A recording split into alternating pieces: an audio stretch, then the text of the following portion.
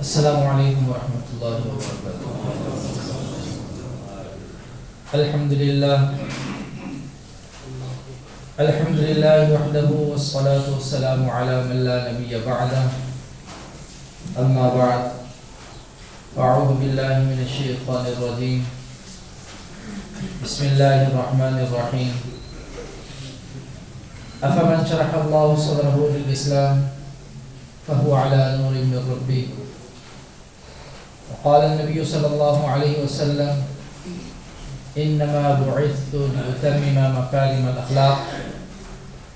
آمنت بالله صدق الله مولانا العظيم وصدق رسوله النبي الكريم، ونحن على ذلك لمن الشاهدين والشاكرين، والحمد لله رب العالمين۔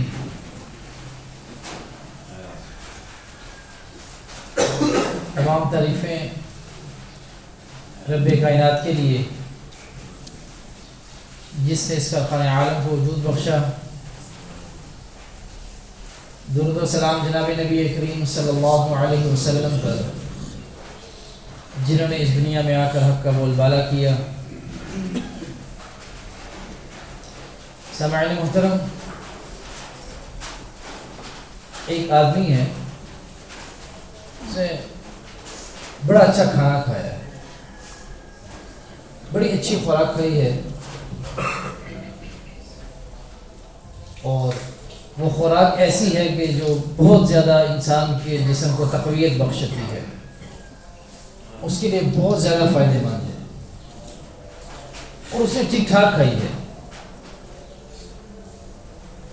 اور کھانے کے بعد اس نے یہ کیا کہ انگلی والے گلے کے اندر ساری کی ساری کیا کر دی۔ اب یہ خوراک اس سے کیا فائدہ پہنچے گا؟ سوال سمجھ؟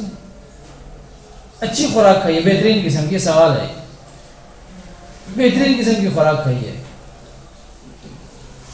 اور اس کا اس بات کے اوپر یقین بھی ہے کہ یہ خوراک اسے بہترین فائدہ پہنچائے گی، فائدے سے خالی نہیں ہے۔ زبردست قسم کی اس نے کھائی خوراک، اور کھاتے ہی اس نے گلے میں انگلی ماری، اور انگلی مار کے کیا کر دی۔ اب یہ بتائیں کہ خوراک اسے کیا فائدہ پہنچے گی؟ پہنچے گی؟ نہیں پہنچائے گی نا، اس نے کیا کر دی ہے۔ اب وہ خوراک اندر رکتی، تھوڑا اپنا اثر دکھاتی، ٹھیک ہے، اس سے خون بنتا، گوشت بنتا، وٹامنز بنتے، اور اس کو تقویت پہنچاتی، لیکن اسے فوراً طے کر دیا۔ یہ خوراک اسے کوئی فائدہ نہیں پہنچے گی۔ سب کا اتفاق اس بات کے اوپر کہ وہ رکی نہیں، اس نے اس کو وہاں پہ قرار نہیں پکڑا، اس نے اسے کیا کر دی ہے، وہ خوراک اسے کوئی فائدہ نہیں پہنچے گی۔ بالکل اسی طریقے سے، بالکل ایسے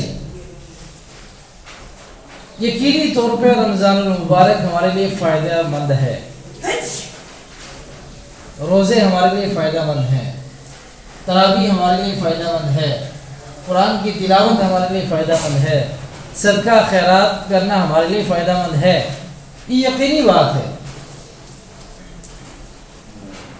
پورا مہینہ ہم نے محنت کی، پورا مہینہ ہم نے کوشش کی، دن کو روزے رکھے، رات میں قیام کیا، آخری عشرے کے اندر اعتکاف کیا، لیلۃ القدر کی تلاش میں پوری رات ہم جاگتے رہے، اور پھر آخر میں آ کر ہم نے ایسے ہی طے کر دیا۔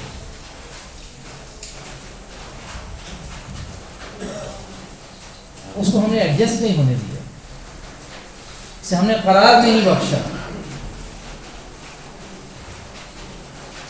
یہ اسی طریقے سے ہے کہ ہم نے اس کو روحانی طور پہ ہم اس سے فائدہ حاصل نہیں کر سکے، روحانی طور پہ ہم نے اس کو طے کر دیا، اور سارے کا سارا جو فائدہ تھا، محنت تھی، کوشش تھی، وہ اس نے ہمیں کوئی فائدہ نہیں پہنچایا۔ تو اس کو فائدہ پہنچانے کے لیے کہ چیزیں ہمیں فائدہ پہنچائیں، ان کو کچھ عرصے تک اپنے ساتھ لگائے رکھنا ضروری ہے۔ حضرت عمر فاروق رضی اللہ تعالیٰ عنہ عید کے دن امیر المؤمنین ہیں، لوگ ان کے یہاں گئے، جیسے کوئی بڑا آدمی ہوتا ہے اس کو عید ملنے کے لیے سارے لوگ جاتے ہیں، اس کے گھر جاتے ہیں، اس کے ڈیرے پہ جاتے ہیں عید ملنے کے لیے، کہ علاقے کے اعتبار سے بڑا ہے، ٹھیک ہے، ایک اچھا شہرت ہے اس کی، تو لوگ اعزاز سمجھتے ہیں اس کے ساتھ عید ملنا۔ یہاں بھی صحابہ اگرچہ ہوئے امیر المومنین ہیں، عید کے لیے چلتے ہیں، عید مل کے آتے ہیں، اور آواز ہے کہ زیادہ قطار ہو رہے ہیں،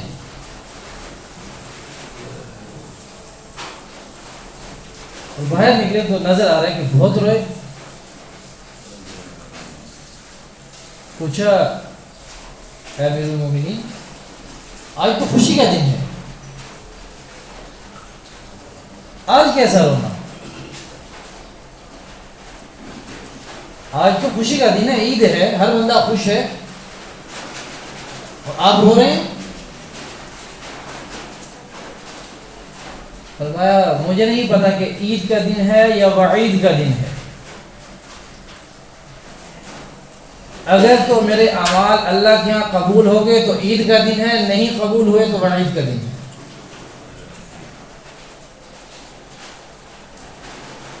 تو عید اس چیز کا نام نہیں ہے کہ انسان نئے کپڑے پہن لے،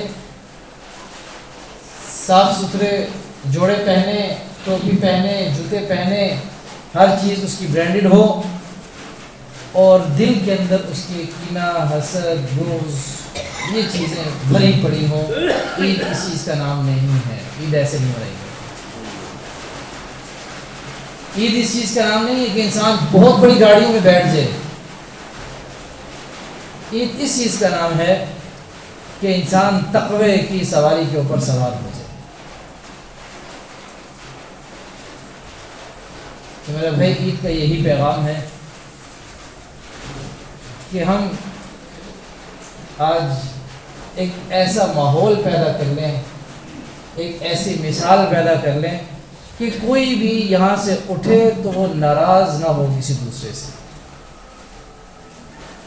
دل کے اندر بغض اور کینہ نہ ہو، حسد نہ ہو۔ یہ دل کی صفائی باہر کی صفائی سے بہت زیادہ ضروری ہے، اور یہ ساری بشارتیں جو اللہ رب العزت کی طرف سے عید کے موقع پہ آتی ہیں، یہ انہی لوگوں کے لیے ہے کہ جن کا اندر باہر صاف ہو، جن کو رمضان المبارک نے 100% فائدہ پہنچایا ہو۔ عید تو اس کی ہے کہ جس نے رمضان میں روزے رکھے ہیں، عید تو اس کی ہے کہ جس نے راتوں کو قیام کیا ہے۔ اصل عید کی خوشی تو اسے نصیب ہوتی ہے کہ جس نے اعتکاف کیا ہوتا ہے۔ عید تو منانے کا صحیح حقدار ہوا ہے کہ جس نے رمضان المبارک میں صدقہ و خیرات کیا ہے۔ باقی عید کس چیز کی عید ہے؟ تو صرف ایک خوشی کا موقع نہیں، مسلمانوں کے تہوار ایسے نہیں ہوتے۔ اللہ رب العزت مسلمانوں کو جو خوشی دیتے ہیں اس کے پیچھے کوئی اس کا بیک گراؤنڈ ہوتا ہے، اس کا کوئی فلسفہ ہوتا ہے۔ عید الفطر جو منائی جاتی ہے، یہ حقیقت میں اللہ رب العزت کی طرف سے مسلمانوں کے لیے ایک دعوت ہے، اور دعوت میں تو خوشی خوشی وہی شریک ہوتے ہیں جس کو خوشی خوشی بلایا جاتا ہے۔ بن بلائے مہمان جو آتے ہیں وہ بھی ادھر ادھر دیکھ رہے ہوتے ہیں، اور دل کے اندر کھٹکا ضرور ہوتا ہے کہ پکڑا جاؤں گا۔ اور یہ جو خوشی ہے اللہ رب العزت نے عطا کی ہے، یہ اس پورا رمضان کا مہینہ جن مسلمانوں نے محنت کی ہے، مشقت کی ہے، اپنے نفس کے اوپر جبر کیا ہے، اس کے نتیجے میں اللہ نے ان کی دعوت کی ہے کہ تم نے پورا مہینہ کھانے پینے سے رکے، پورا مہینہ رات کے پرسکون آرام سے رکے، تو اب آؤ میں تمہاری دعوت کرتا ہوں۔ اب دعوت پہ اللہ رب العزت نے سب کو بلایا ہے، اور جنہوں نے تو پورا مہینہ کوشش کی، محنت کی، وہ سینہ تان کے آئیں گے اس دعوت کے اوپر، کیونکہ ہمیں اللہ نے بلایا ہے۔ اور جو اللہ رب العزت حفاظت فرمائے سب کی، مسلمانوں کے اندر تو کوئی ایسا نہیں ہوتا جو رمضان کی صحیح قدر نہ کر سکے اور کوشش نہ کرے کہ میں اس کی قدر کروں۔ وہ جہاں پہ گڑبڑ ہوتی ہے وہاں پہ پھر وہ تھوڑا سا دل کے اندر کھٹکا ہوتا ہے، وہ آتے ہوئے بھی سوچتا ہے کہ پتہ نہیں ہے میرے لیے بھی تھی کہ نہیں، کہ پکڑا ہی نہ جائے۔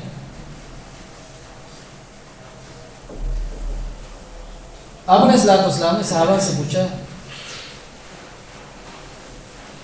کہ بتاؤ، ایک آدمی محنت کرتا ہے، مزدوری کرتا ہے، اس کا صلہ کیا ہے؟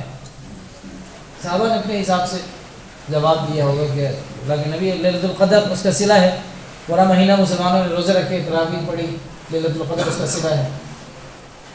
تو فرمایا نہیں، لیلۃ القدر صلہ نہیں ہے،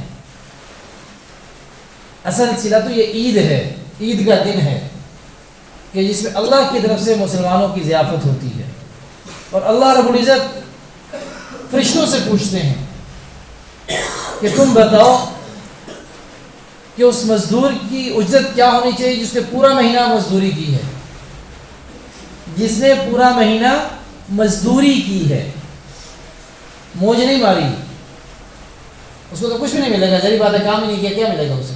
جس نے کام کیا، مزدوری کی ہے، اس کی اجرت کیا ہے؟ حالانکہ اللہ رب العزت تو سب کچھ جانتے ہیں، لیکن اپنی رحمت کے اظہار کے لیے اللہ رب العزت پوچھتے ہیں فرشتوں سے، بتاؤ کیا ہے؟ فرشتے بھی کہتے ہیں اس کو پوری اجرت ملنی چاہیے، پورا انعام اور پورا بدلہ ملنا چاہیے، اور جو محنت اور مزدوری کرتا ہے وہ بھی انعام اور بدلے کے اس کی خواہش ہوتی ہے کہ مجھے پورا ملنا چاہیے۔ تو اللہ رب العزت فرماتا ہے کہ جس نے پوری محنت کی ہے، پوری مشقت کی ہے، مزدوری صحیح کی ہے، آج میں تمہیں گواہ بناتا ہوں میری عزت کی قسم، میرے جلال کی قسم، میرے علو مرتبت کی قسم، میں نے آج ان کو بخش دیا ہے۔ آج اس امید سے ہم یہاں پہ جمع ہوئے ہیں، یہ ایک امید لے کر کہ آج اللہ رب العزت نے ہمارے گناہوں کو بخش دیا ہے، اور اللہ رب العزت نے ہمارے جو نیکیاں ہیں ان میں بھی اضافہ کیا ہے، اور جو برائیاں ہیں ان کو حسنات کے اندر تبدیل کر دیا ہے۔ پر عید کا نماز جو ہے وہ اس طریقے سے ہوگی کہ عام جیسے فجر کی نماز ہوتی ہے اسی طریقے سے ہوگی، 2 رکعتیں ہوں گی، دونوں رکعتوں کے اندر قرات ہوگی، اور پہلی رکعت کے اندر 3 زائد تکبیرات ہوں گی۔ جب پہلی دفعہ ہم اللہ اکبر کر کے ہاتھ باندھ لیں گے تو پھر سبحانک اللہم و بحمدک و تبارک اسمک و تعالی جدک و لا الہ غیرک ثنا پڑھیں گے۔ ثنا پڑھنے کے بعد پھر 3 زائد تکبیرات ہوں گی۔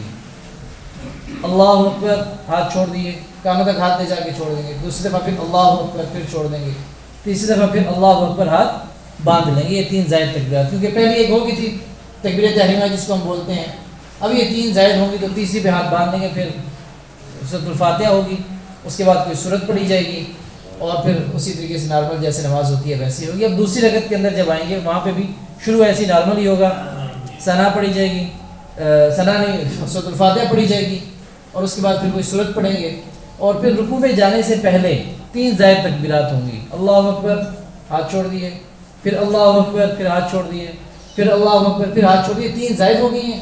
اب اللہ اکبر جب ہوگا چوتھی تکبیر یہ رکوع میں جانے کے لیے ہوگی، جس کو تکبیر انتقال کہا جاتا ہے، ایک رکن سے دوسری رکن کی طرف انسان منتقل ہوتا ہے، یہ تکبیر انتقال ہوگی، چوتھی تکبیر جس میں رکوع میں چلے جائیں گے۔